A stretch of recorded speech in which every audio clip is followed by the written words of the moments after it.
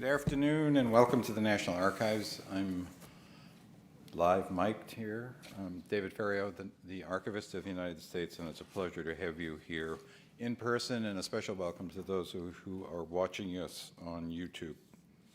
I'm pleased to welcome Larry Tye to talk about his recent book, Bobby Kennedy, The Making of a Liberal Icon. After the talk, Larry will be signing copies of the book upstairs outside the archive shop.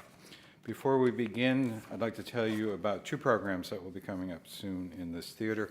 Tomorrow at noon, Arthur T. Downey will discuss his book, The Cold War, Law, Lawyers, Spies, and Crises. Downey's latest work is a look at the people and doctrines that helped avoid global catastrophe during the Cold War. And at noon next Wednesday, September 21st, Laura Weinrib, the author of The Taming of Free Speech, America's Civil Liberties Compromise, will talk about how a surprising coalition of lawyers and activists made judicial enforcement of the Bill of Rights a defining feature of American democracy. To learn more about these and all of our programs and exhibitions, consult our monthly calendar of events in print or online at archives.gov. There are copies in the lobby as well as sign-up sheets where you can receive it by regular mail or by email. And another way to get more involved in the National Archives is to become a member of the National Archives Foundation. The foundation supports all of our outreach and education activities, and their applications for membership also in the lobby. At the time of his death in 1968, Robert Kennedy, senator and presidential candidate, was regarded as a leader in the fight against poverty and for civil rights in America. But the young Bobby Kennedy, who started his political career in the 1950s, was a very different person. Author Larry Tye traces the evolution of Robert Kennedy from cold warrior to progressive hero in his new book. Marvin Kalb, senior advisor at the Pulitzer Center, wrote, Larry Tye, with the eye of a good reporter and the diligence of an accomplished scholar, writes a fascinating, timely report on the other Kennedy, the one named Bobby, who started out supporting Joe McCarthy and died fighting in the anti-Vietnam War crusade. Bobby has always deserved a crackerjack bio. Tye has delivered it.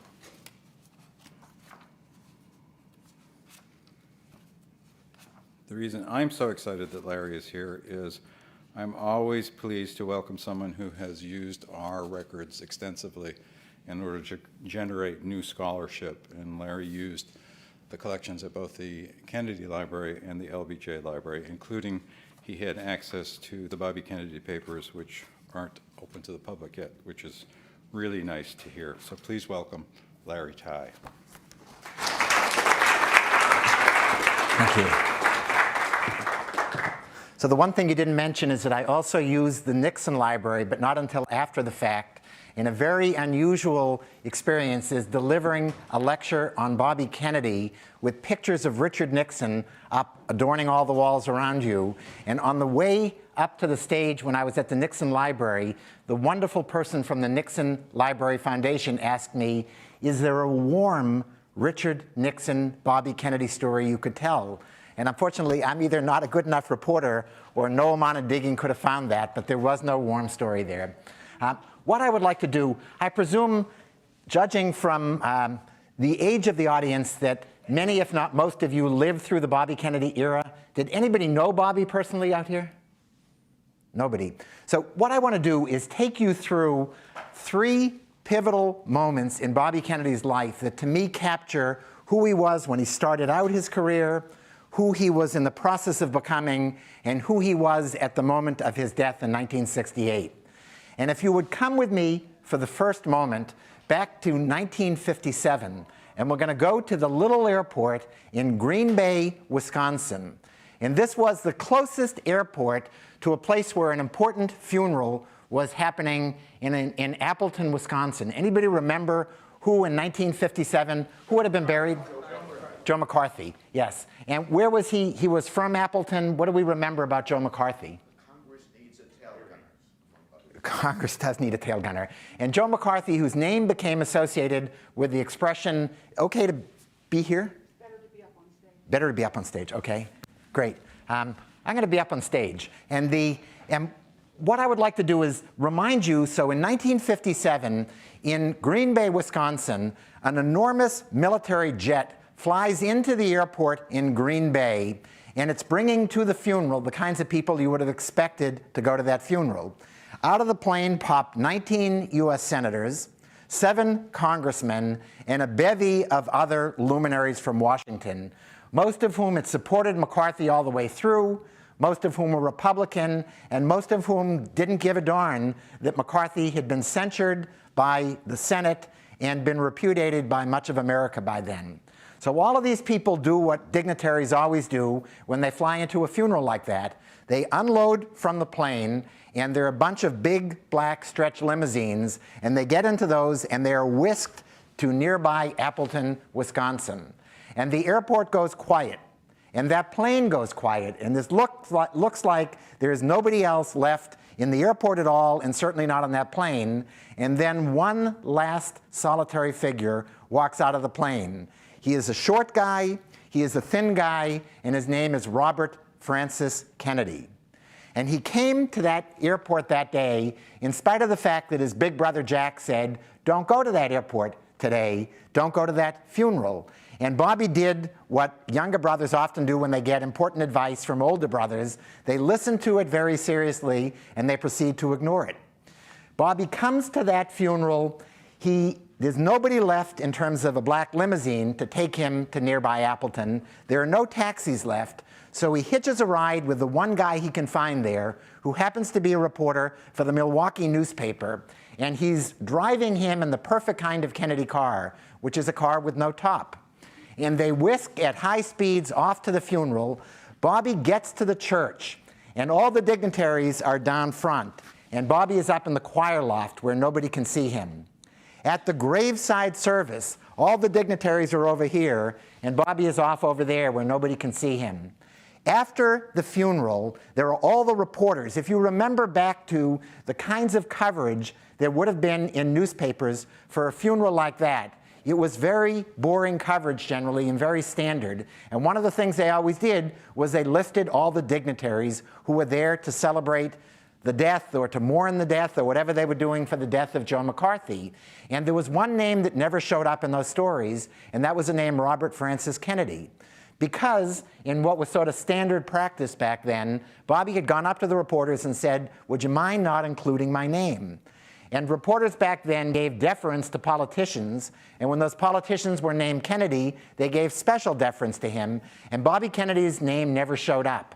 And luckily for me, 50 years later, the reporter who took him in that car from the airport to the funeral is still alive and discussed not just that he had taken him, but that Bobby had asked him never to say that he had been there. I tell you this story for 2 simple reasons.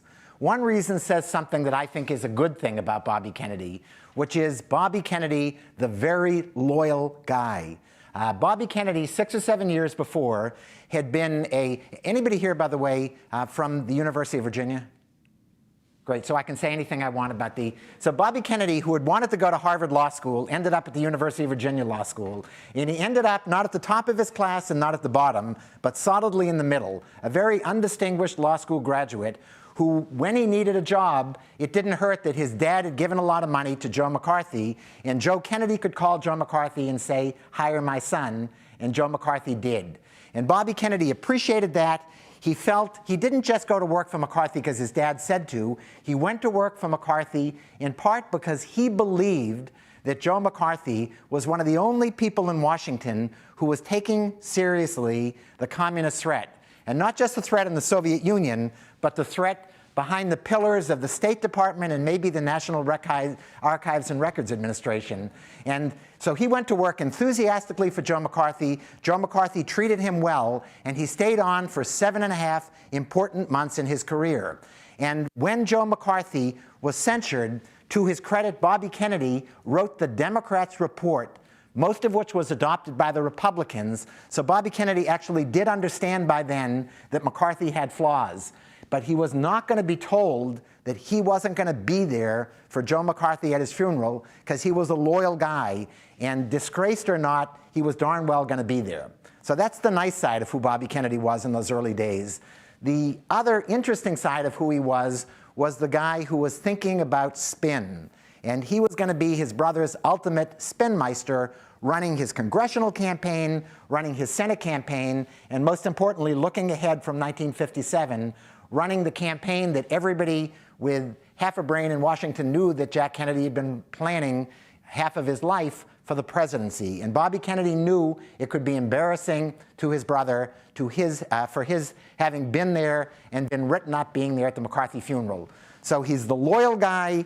He's the guy who wants to be loyal but wants to also spin the truth on what had happened there. And those are two pieces of who Bobby Kennedy was in his early and formative years in 1957.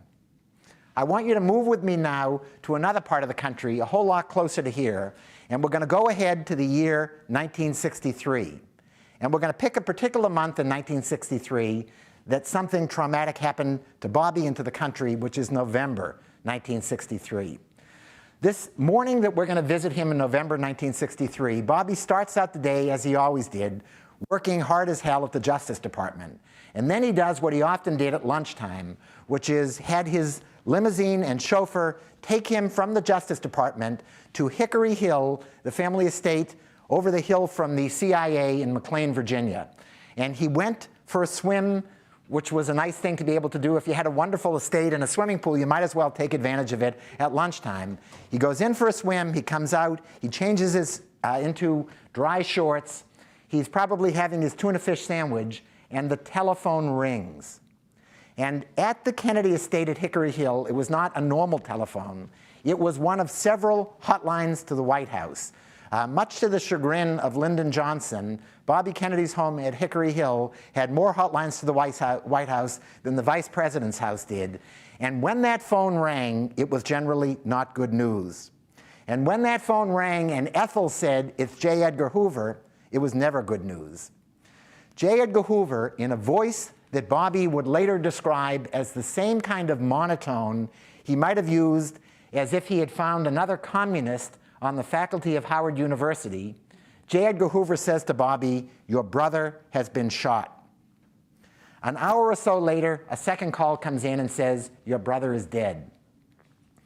Now, my guess is if I went around and interviewed everybody in this room, you would all remember it was our 9/11 moment. You would remember precisely where you were. You're shaking your head. Where were you? I was teaching in Spokane, Washington. And did that moment, was it a devastating moment? Yes, particularly because one of my students was an Indian, and he said, "This reminds me of Gandhi's death." So everybody has a story about where they were at that moment, but there is nobody, I hazard to say without hyperbole, that there is nobody in America who was more devastated by hearing that news than Bobby Kennedy. And yet he did something extraordinary. He rallied. He had suddenly lost, with this one phone call, his brother, his boss, his reason for being professionally ever since he had been involved with the congressional campaign, and his best friend. Bobby Kennedy, for the next month, did something extraordinary. He rallied instantaneously from the first phone call. And he rallied the family first of all. He points to brother Ted, and he says, "You'll go tell Mom and Dad what's happened."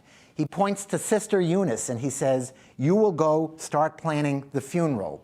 Everybody in the Klan had a role, and just the way Joseph P. Kennedy had intended before he had his stroke, Bobby was the leader of the Klan with Joe gone, and he was the one handing out assignments.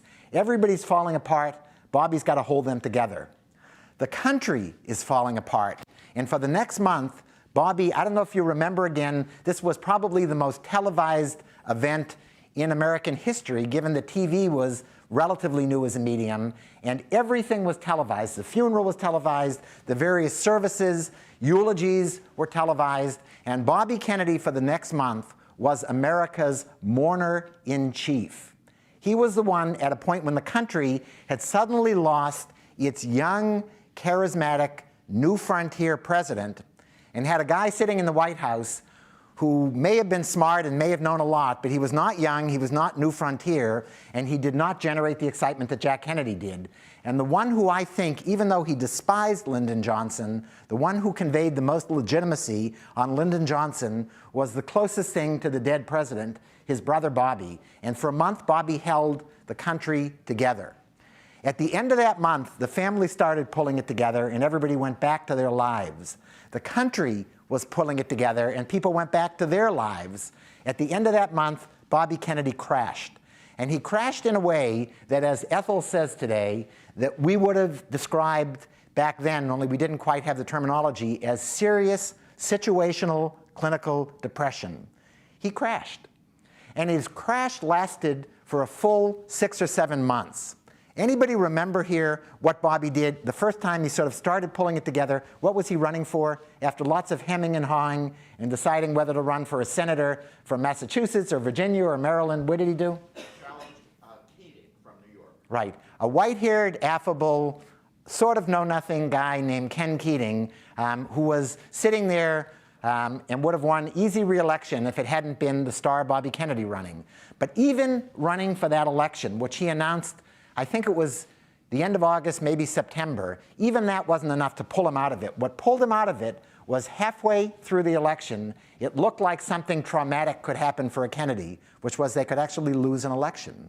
And that was what, it was at Columbia University, sort of halfway through the election, when the polls showed he was in trouble, that Bobby Kennedy finally understood that it wasn't just Jack Kennedy that the crowds were turning out to cheer for, it was Bobby Kennedy. And he started taking on a different purpose in life. And I don't pretend to be a preacher or to know much about religion, but that was his epiphany moment as much as anybody could ever point to a single moment in a life. The Bobby Kennedy pre-1963 assassination of Jack Kennedy had some combination, like all of us, of toughness and tenderness, but the dial was skewed to the tough side. The Bobby Kennedy post-assassination was, number one, was reading for the first time. As some funny journalist from Massachusetts said, Bobby Kennedy suddenly discovered there was such a thing as a book. And Jackie helped point him to a particular kind of book, which was Greek tragedy. And he understood that the Kennedy family was, in a way, a story of Greek tragedy. It was hubris, it was losing everything, and it was trying to figure out how to rebuild. And the rebuilding that Bobby Kennedy did after his brother's death was not only a more tender Bobby Kennedy and a more contemplative Bobby Kennedy, it was a Bobby Kennedy who, in an entirely new way, related to the underdog. He had always, in a way, been the underdog brother in the Kennedy family, the underdog sibling, but after Jack's death, he had to redefine himself, and the evolution that was a lifelong process for him had its moment of greatest significance at our second moment in November of 1963.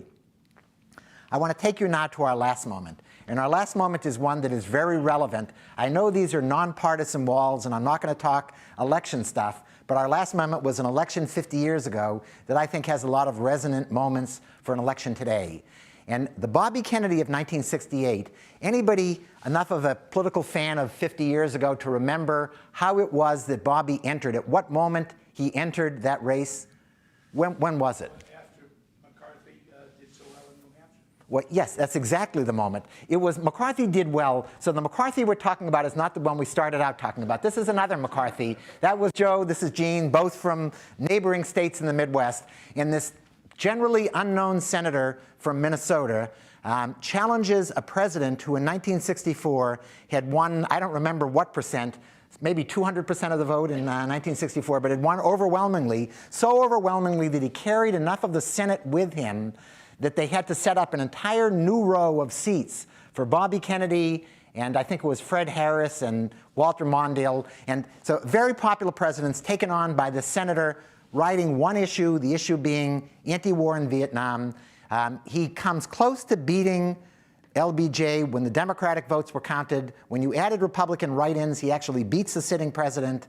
And exactly 4 days after Gene McCarthy shows how vulnerable LBJ is, Bobby Kennedy jumps into the race. And he had been trying to outrun his entire life the label that he had gotten back in the early McCarthy days of being ruthless. He comes in 4 days after that primary in New Hampshire, and half of the public, all of the college kids he wanted on his side, and most of the press corps decided that Bobby Kennedy was in fact still ruthless. A telegram goes from Murray Kempton to Ted Kennedy saying that your brother's entry into this race shows that St. Patrick didn't drive all the snakes out of Ireland. Now, the only thing more funny in my mind than that was LBJ's press secretary, Lady Bird Johnson's press secretary, has this brilliant quote: "It took you 20 years to come out against McCarthy, and then you picked the wrong one." So that was the story the press reported. The true story of 1968 is the full 9 days before the New Hampshire primary, Bobby Kennedy was telling trusted journalists and others, many of whom are still alive to tell the story, that in fact he had decided incontrovertibly that he was going to run in that race. And instead of being ruthless, he was probably ham-handed in not declaring early, because he wanted to give Gene McCarthy, who had been taking on LBJ in this courageous effort in New Hampshire, he wanted to give him an open shot because he had earned it. And so instead of people saying, "Aren't you a nice guy for giving him an open shot?" he starts out that campaign with the world thinking he's a bad guy. And as he said, "I lost all the A students in college that I wanted with me, and the only ones that stuck with me were the C students." So that's what it started out in 1968. The moment I want to take you to is in April 1968, where something very traumatic happened, kind of like what happened at our moment in 1963. And this is in the first contested primary for Bobby Kennedy in that campaign in '68. Anybody remember where he contested the first primary? Indiana. So in a state that has a good Massachusetts-bred Democrat like, well, I can't say Democrat, Massachusetts, okay, the Massachusetts guy, he knew about this much about Indiana. His farm policy, he once joked, blew away when one page of his speech blew away. He had no idea where the food on his table came from. He had no idea what to do in a state that was the birthplace of the John Birch Society and a much more conservative state than Bobby Kennedy was used to in New York or Massachusetts. And he was running a campaign not just against Gene McCarthy, but nobody here happens to remember the name of the favorite son governor. Roger Brannigan. Roger Brannigan. Very good. It was great. You're going to come up here in a minute, but you're either going to come up here or you have to come to all my talks with me. That's the, so he's running against this popular, relatively popular, especially when he was sober, governor of Indiana, Roger Brannigan. So one night, Bobby Kennedy flies into Indianapolis in his wonderful little campaign jet. And he is greeted at the airport by a young governor who went on to become a not-so-young senator named Richard Lugar. Richard Nixon's favorite mayor. Yeah, right, exactly. That was the... So Richard Lugar greets him at the airport, and he says to him, there's been a horrible tragedy. Martin Luther King has been shot and killed. He says, "Bobby, you will not go in and give your planned speech tonight in the black community in Indianapolis because I'm worried that you won't come out alive and that you will stir up a riot if you go in there." And Bobby does what he had done with Jack's advice to stay away from the McCarthy funeral. He listens to it, he pretends like he's taking it seriously, and then he says, "But here I go." He drives off with a police escort to the edge of the ghetto in Indianapolis, at which point the police peel off. And for the next 5 minutes, Bobby Kennedy delivers what may have been the single most pitch-perfect speech that a white politician has ever given to a black audience in America. And that speech, I'm going to read you the beginning of that speech, but that speech is something that in a moment in American history, when we are looking for the right words to respond to Baton Rouge, to respond to Dallas, to respond to St. Paul, to respond to Orlando, I would suggest that you think of these words in the context of what's going on today. And I wish I could do it. I'm from Massachusetts, but I won't even pretend to have a Bobby Kennedy accent. But I'm only going to talk to you for a minute or so this evening because I have some very sad news for all of you. Martin Luther King was shot and killed tonight. Now, he's delivering a speech from the back of a flatbed truck, and 90-some-odd% of his audience doesn't know that Martin Luther King has been killed. And you can hear on the YouTube tape of this 5 minutes people in the background saying, no, no. And it just, the drama is extraordinary. And Bobby continues louder with his voice shaking. He says, for those of you who are black and tempted to be filled with hatred and mistrust of the injustice of such an act against all white people, I would only say that I can feel in my own heart the same kind of feeling. I had a member of my family killed, but he was killed by a white man. And I want to stop for another second to say this is the first time ever from 1963 to 1968 that Bobby Kennedy has ever talked publicly about his brother's death.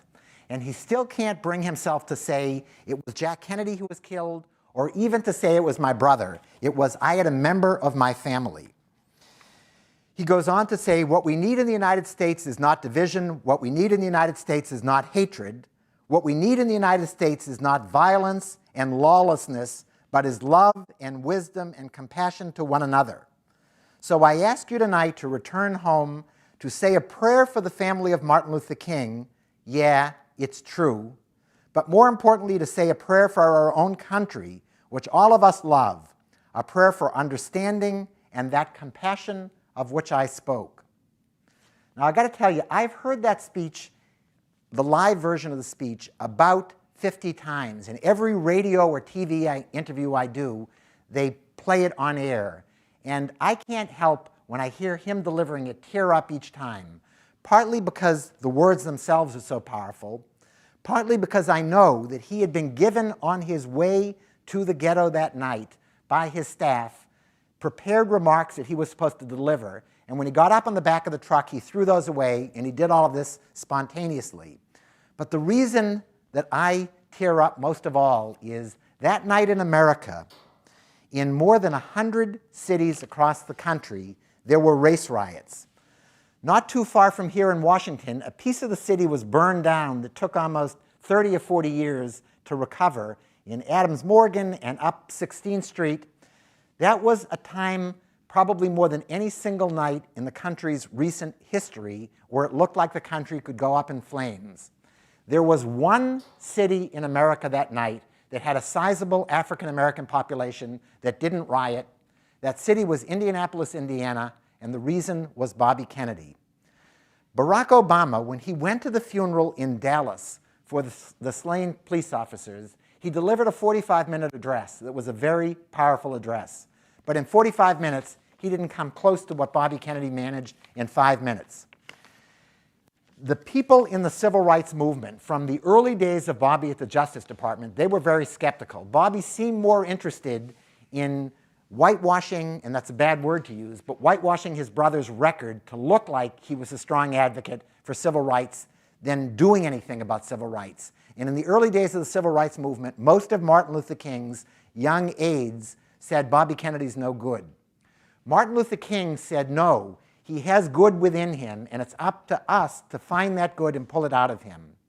It is ironic that the moment he proved Martin Luther King right through the rest of his attorney generalship, and certainly as a US Senator, but the one moment he proved him most right was at Martin Luther King's own funeral. From that moment on, through the rest of his campaign, through June of 1968, Bobby Kennedy was easily the single most popular white man in black America. But you don't have to trust me. Everywhere he campaigned in a ghetto that year, there was a sign that greeted him. And that sign said, white, but all right. Now, that might not sound like much, and it might almost sound like a joke. In 1968, for anybody to hold a sign that said anybody white, and certainly a white politician, was all right in that way, was making an extraordinary statement. And the only one who could have inspired that statement was Robert Francis Kennedy, not the guy in 1957, and not the guy in 1963 even, but the Robert Kennedy who was with us at the end of his life and at the end of his campaign. And I would like to end today by saying that I think that Robert Kennedy was on the verge of doing something that was extraordinary at the time of his death. He was on the verge, in today's terms, of uniting a lot of the people who we think of I don't remember what the term that Hillary, who was it that she said we threw in a basket? All of the Trump supporters were, all of the deplorables, right. So a lot of the, what she would have called deplorables, who were the angry white Trump supporters, who were the people who were with Bobby from 1957, because they remembered him as the cold warrior, the strong-minded Catholic, the guy who, in a later era, we would have called Reagan Democrats. They were with Bobby, but so were the liberals and the blacks and the Hispanics who were the Hillary Clinton, who are today's Hillary Clinton coalition. He was in the process of doing something exactly the opposite of what's happening in this political season. Instead of segmenting the electorate and dividing it, he was in the process of building bridges that had never been built. And we will never know, so I can say anything I want in terms of what the result of that might have been, but it sure as hell gave us hope that this 42-year-old guy who was taken away from us after that California primary could have done something extraordinary had he lived to see it through. And the words that I want to leave you with are the words of my favorite political columnist, Mark Shields, who said that he's been waiting for 50 years to find another tough liberal, or if you prefer, tender conservative, like what Bobby Kennedy represented in 1968. So I want to thank you, and if anybody has questions, I'd love to answer them. And if not, we could go and enjoy the beautiful day. Great. Thank you. Great. So we have, great. I'm sorry. Should we come to the microphones on either side?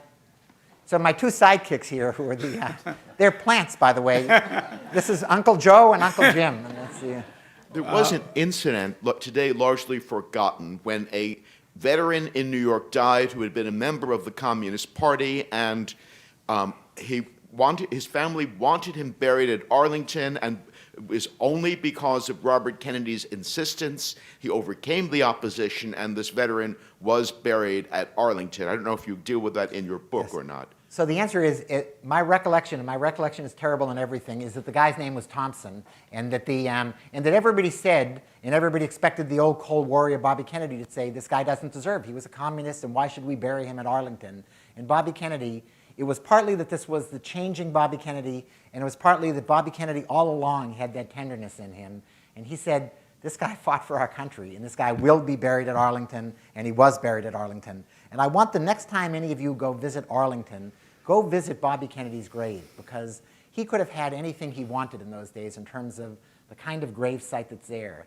And look at the contrast between, I mean, he was not a president, Jack was a president, but look at the contrast between the grave sites for Bobby and for Jack. And this is not a question that you asked, but I'm going to answer it anyway. So Rose Kennedy had dreamed that one of her boys would go into the priesthood. And everybody disappointed her. She'd always thought that it should be Bobby, but that one of the boys. And I like to say that if Jack Kennedy had gone into the priesthood, he would have been the Pope, because that's who Jack Kennedy was. He was above things. He liked to be sort of in a leader and in a solo spot where nobody could question him. If Bobby Kennedy had been a priest, he would have been a parish priest. And that's exactly what the differences, I think, would have been in their presidencies. That Bobby Kennedy learned by being down on the ground level. Jack Kennedy may never have paid attention. He may never have answered. He was enough of a great politician, he wouldn't have answered one way or the other, because he wouldn't have wanted to have to answer that. Or he would have said, I'll decide that issue in 1964 when I'm reelected. If Bobby Kennedy had been elected president, he lacked the patience, and he knew how short life could be, that he would have done everything or tried to do everything he wanted to do in the first 15 minutes in the White House. And that's just who he was. Sir? Well, first of all, I agree with you. My favorite columnist is Mark Shields as well, and I will tell him that you said that. I have two questions. The first question was, I happen to know Senator McCarthy. I didn't know him in '68. And sometimes we would eat lunch together, and he would divide the world. People would come in, and he would literally say, I guess it's my turn for an anecdote, and he would say he was with Bobby or he was with me. And he didn't have that feeling about John Kennedy, who he served in the Senate with. He was elected, McCarthy was elected in '58. But with Bobby Kennedy, it was extreme animosity, and it never subsided. And I wondered if you talk about that in the book, the personal animus between the two. And the second question is, everybody who lived through that time remembers the last words he said, and now on to Chicago. And I'm from Chicago, and I was in Chicago in '68. What was his feeling? Humphrey had not entered one primary. Johnson was supporting him. Was it realistic to think that even though he had won the last primary, California, that he could win with the unit rule, with Johnson supporting Humphrey, that even if he had won that last primary, that Humphrey would have still been the nominee? Great. So you must be a journalist, because journalists always ask a question that turns into two, and those were two good ones, and I'm going to try to remember them. And the first one was about Gene McCarthy. And it was true generally with Bobby Kennedy that he was the one of the Kennedy brothers who people came away feeling either loving or hating, but in a way that Jack could charm anybody and people, including Gene McCarthy. And I can assure you that Jack Kennedy disliked Gene McCarthy as much as Bobby did, but McCarthy would never have known that. And that was a perfect thing when Bobby Kennedy was his brother's campaign manager, because he was a lightning rod. Everybody came away with Bobby saying no and Jack saying yes, and that was what you want in that kind of situation. Bobby Kennedy disliked Gene McCarthy for partly competitive reasons. They were both Catholics. They both thought that they were sort of the real thing, and including in the anti-war movement. And yet Bobby Kennedy disliked Gene McCarthy for what I think was a very legitimate reason as well, which is Gene McCarthy was a one-issue candidate. He was right on the war, and I think he was not an advocate for civil rights or for poverty or for lots of things the way that Bobby had been. And and they can say this maybe 50 years later safely, but from Sam Brown to lots of the other leading people in the Gene McCarthy campaign, they said after California, they were going with Bobby. And they were going with Bobby for two reasons, not just because they thought he could win, which was true, but because they thought that he was more the real deal, that their time with McCarthy had convinced him he was a great guy and he'd be a great college professor, but not a president. And the other question was about, could he have won? So what was due to happen, he said on to Chicago, he was due to fly to Chicago the next morning. And one of the people I interviewed for this book is a guy named Bill Daley, who was the son of the then mayor of Chicago, Obama's chief of staff for a while. And Bill Daley says there was a 70% or greater chance that the next day his dad was going to endorse Bobby Kennedy for president. And if you remember back to 1968, there was no more powerful figure in the Democratic establishment than Bill Daley. And I've had other people who were involved in politics in cities ranging from New York to Philadelphia to other places tell me that they think that the establishment would have come around to Bobby Kennedy, in part because they had no choice. As you say, Humphrey had not won a single vote. And the idea of, it was one thing to buck Gene McCarthy at the convention. It would have been a very different thing to try to buck Bobby Kennedy. So I'm convinced, and nobody can prove me wrong, that the ticket would have been that year one of two things, because this is what Democrats did back then. It would have either been a Bobby Kennedy, Hubert Humphrey ticket or a Hubert Humphrey, Bobby Kennedy ticket. And I can assure you that there was no person alive in America in 1968 who understood Richard Nixon's vulnerabilities better than the guy who 8 years before had won his brother's campaign, had steered his brother's successful campaign against Richard Nixon. And Bobby Kennedy was chomping to get at Nixon. And I think from Nixon's memoir and from things that Nixon has been quoted all over the place in saying that he was scared as hell, that Humphrey was the preferred opponent that year. And Bobby Kennedy, he knew. Nixon said, you remember Nixon's the reputation, the nickname they stuck Nixon with? Anybody remember what it was? Tricky Dick. Well, he said, I learned all my tricks from 1960 and what Bobby Kennedy did on behalf of his brother Jack. And he was right. And he knew that Bobby Kennedy not only was a formidable candidate, but he knew the behind-the-scenes stuff. The famous debate, everybody remembers the famous presidential debate. So you know what Bobby Kennedy said to Nixon? Nixon had come out of the hospital for, I think, some knee issue that he had had, and he was pale, and he looked bad, and he had a 5 o'clock shadow. And Nixon goes up to Bobby Kennedy just before he goes on camera and says, how do I look? And Bobby says, you look marvelous. Jack Kennedy comes up just before he goes on camera, and Bobby says, kick him in the balls. So Nixon looked terrible. Jack did kick him And we all know what Bobby was behind every tough thing that happened in that campaign. So I think we would have ended up with Bobby Kennedy as president, and you can all imagine much better than I can what America might have looked like, not just back then, but what we might look like today had we had Bobby Kennedy addressing the issues that are still on the table 50 years later. If we had taken on racial intolerance and other issues 50 years earlier, we might be a different country today. Sir? Would you talk a little bit about Bobby Kennedy's role during the Cuban Missile Crisis?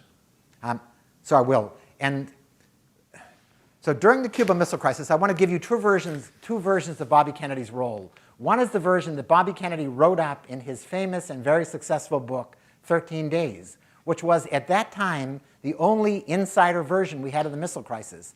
And the star of the missile crisis was only partly Jack Kennedy. The real star was the guy whispering in his ear, Bobby Kennedy, who was, according to this version, a wonderful dove from the beginning, saying the way we deal with Cuba is we don't attack them, we blockade them, and we'll avoid any kind of military confrontation. And that was a great version. And it would have been a great version, and it would be the version I'm telling you today is the official version, except that there were these secret tape recordings that thankfully NARA and that became public. And I don't know what Bobby was thinking when he wrote his version, because he knew, very few people knew about those recordings, but Bobby did. And those versions tell a very different story. They show that at the end of the crisis, at the end of the 13 days, he was in fact calling for the blockade. But at the beginning, he was saying the way we do it is we go in and we have an airstrike. And he sounded like not quite Curtis LeMay, but sort of Dr. Strangelove not far removed. And he was just different. And if you were sympathetic or you were a good spinmeister, you could say he was just playing a devil's advocate. But that's not the way it sounded when he was arguing this stuff. He believed in that stuff. And over the course of the crisis, he changed. And his role was partly one at the end of being the ultimate peacemaker, because he was the one who went to Dobrynin and did all the negotiation with the Soviets. But there was one other piece that he didn't tell us. And this is Bobby Kennedy looking ahead to his own political future. The Cuban Missile Crisis, and this was, I think, a tragic error that people at the time didn't understand, including Lyndon Johnson, because he didn't know the full story. The official version that the Kennedys put out at that time that was accepted in Bobby's book and in the movie made of that book and everywhere else was that we won the Cuban Missile Crisis by staring down the Soviets. And we said unilaterally, you will take your missiles out of Cuba or else. And they took them out of Cuba. The true story that we now know is that we traded our missiles, our Jupiter missiles in Turkey, for them taking their missiles out of Cuba. But Bobby, if you believe Ambassador Dobrynin in his memoir, Bobby went there and said, look, for this deal to work, we have to make it look like this is not a quid pro quo. You take your missiles out of Cuba, you take your missiles out of Cuba, and we will, months later, look like, as a goodwill gesture, we'll take our missiles out of Turkey. That's not the way it was negotiated, and that's not the way Bobby told the story, but it is factual. One last thing, and this is a longer answer than you wanted, but I can't resist. One last thing is, Bobby never told us the true story of how we got into the missile crisis. Was it these mean Russians that unilaterally decided we're going to put missiles in Cuba and rattle the sabers of America? And that's the way the story was told in the press and everywhere else. The truth is that a guy named Bobby Kennedy had been leading for a year a secret war against Cuba called Operation Mongoose. Thanks again to the archives, we now have all the records of that. And Operation Mongoose was trying not just to sabotage the crops and to undermine the economy, it was probably trying to assassinate Fidel Castro. And Bobby Kennedy was part of that whole enterprise. So the Cubans and the Russians got the missiles to Cuba because it looked like they needed missiles. They had to protect them against the saber-rattling Attorney General and President of the United States. And that's a story that wasn't told then. And that's a story that I got to tell you that the Bobby Kennedy of 1968 would want me up on stage telling that version of the story, because by then he was admitting his mistakes to just about everything, from wiretapping Martin Luther King to getting us into Vietnam, helping get us into Vietnam. He was one of the only people in the history of the Senate who had the courage to stand up and say, mea culpa, I created this problem and now let's get it solved. So anyway, sorry. Yes. Can you talk about the Oregon primary? I think it was the first time Kennedy was defeated. And did RFK vote for Eisenhower in '56? Would you know? Yeah, great. So great on both of those. And the Oregon primary. So I said earlier that New York would have been the first time that Kennedy was ever defeated if Bobby had lost the Senate race. That's the way the story's been repeated forever. The truth is, Jack Kennedy, as all of you are smart enough to know, ran for vice president on Adlai Stevenson's ticket, and he was defeated. And I think that Joe Kennedy may have helped engineer that defeat because he thought it was the worst decision ever for him to want to be on a ticket with Adlai Stevenson, who he knew would not just lose, but would lose historically badly. And so, but Oregon primary, Bobby Kennedy fought like hell in Oregon. He had a lousy campaign. There was a congresswoman named Edith Green who kept out all of the Bobby partisans from Massachusetts who knew how to run a campaign. They ran a bad campaign. Bobby said, this is not my kind of audience, that it was a nearly all-white, gun-toting Oregonians, and they were just not his kind of people. He also made a number of really bad tactical mistakes. He wouldn't debate McCarthy there. He ran a lousy campaign. He learned the lesson. He didn't make those mistakes in California. Every politician should lose an election, or at least one primary, so they know how to win the rest of them. And Bobby was much too smart not to learn from those kinds of errors. And the question was, did he vote in 1956 for Eisenhower? And the answer is, I'd have to go back and look at my footnotes on why I know this. But I was wary of repeating the oft-told story that he did that because it made him look like a cynic. You know, he was out there working for Stevenson, and would he vote for Eisenhower? And I can't remember who it was, and I don't want to credit Ethel if she wasn't the one, but in the footnotes in my book, this is a way of saying, yes, you have to read the book. But it's there how I know, and I'm almost certain that he did vote for Eisenhower. Yeah, and it was a cynical thing to do. But he was in 1956. All that mattered in the world to him, this is the way he was brought up. All that mattered was that his brother be president in 4 years. It didn't matter whether Adlai Stevenson lose by 1 million votes or 20 million votes. A topical question. What role did Bobby Kennedy play covering up his brother's serious health problems, Addison disease and the others? Yes. So What was their attitude towards keeping it? Why did they and every other president we've had keep all these health issues secret?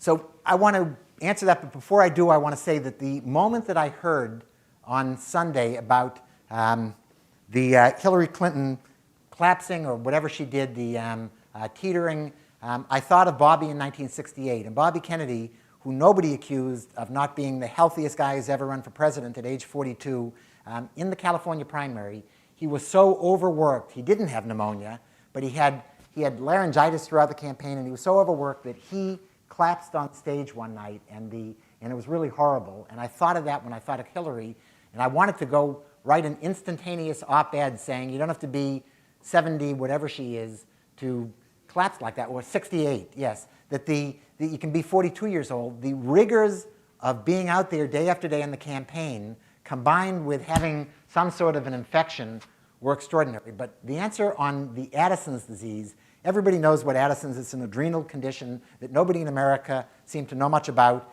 in 1960. And Bobby Kennedy and Jack Kennedy absolutely lied to everybody. Bobby said, and I would have to get the exact quote in the book, he said, my brother does not have or ever had a serious adrenal condition known as such and such. Or he phrased it in a way that he was lying and being technically accurate at the same time. And everybody knew that. And it was especially disingenuous because everybody in the Kennedy camp was trying to use LBJ's family history of heart disease against Lyndon Johnson. And it was just, but in those days, everybody threw mud and lied, and it was much harder to find out about it. Today, anybody who lies is likely to be discovered not 20 years later when a historian is looking at it, but 20 minutes later when somebody leaks the medical record or whatever. So yes, he lied. He set a pattern for how to tell the most creative lies that have ever been told in a campaign, including a story that I won't bore you with now, but how Jack Kennedy really won that campaign. It was not by stealing votes from graveyards in Chicago. It was not by the televised debate. It was by what Dwight Eisenhower called a couple of phone calls, one of which Bobby Kennedy made behind the scenes to the sentencing judge in Atlanta, Georgia, to get Martin Luther King out of jail. And it was an extraordinary thing. And Martin Luther King got out of jail that last weekend of the campaign when it looked too close to call. In every black church, in every black bar room, in every what they called then coloreds-only setting in America, leaflets went out saying, will you vote for no comment Nixon, because Nixon had given no comment when he asked what he thought about Martin Luther King being arrested, or will you vote for the candidate with a heart who got Martin Luther King out of jail, Jack Kennedy? And 4 or 5 states that were the critical states, it was not only Illinois back then, it was, according to Theodore White, 4 or 5 states. All Richard Nixon had to do to win those states and to win the presidency was to get the same percentage of the black vote that Eisenhower and Nixon had gotten in 1956. He didn't. Those phone calls led to soaring black vote in those states, and that is what decided the election in 1960. And it was an extraordinary behind-the-scenes phone call. Anybody a lawyer in this audience? Great. So anybody, you don't have to be a lawyer to know that a lawyer calling a sentencing judge behind the scenes, telling him, among other things, if we get elected, you'll be welcome to the White House anytime you want. That was not exactly an ethical way that the Bar Association would approve of, but it worked. Could you tell us your view as to why Sirhan killed Bobby Kennedy? So the assassination question, I don't want to get into because I don't have anything new to add. And what I will say about that is that all the people who could have answered the question, a lot of smart people have raised questions about it, and all the people who I think could have answered it are long dead. And I had gotten Sirhan's lawyer to agree at one point to give me an interview, but I wouldn't believe anything he told me anyway. And I guess I want to change your question around because I can't enlighten you on anything that you're really asking. But I want to say that it was one of the most tragic ironies of the Kennedy family story, which is filled with tragedy. One of the most tragic ironies is that Bobby and Jack spent their early political years trying to outrace the legitimate stigma that they had from Joe Kennedy of being anti-Semitic. The father was clearly an anti-Semite. We know that from his letters and from everything else. And the sons had to run away from that stigma. And the idea that 25 years later, Bobby would be killed by a Palestinian activist for being too pro-Semitic is just it's one more Kennedy tragedy. And it just makes me again want to cry. That was exactly the note that Sirhan left, saying, you know, he supported Israel and he did all these things. And the Kennedys, in lots of ways, couldn't win either way on the really important things, the life and death things. So what I would like to do now is just say thank you all for coming. We've got books somewhere out there. I'd love to sign if you want to buy, and you've been a great audience.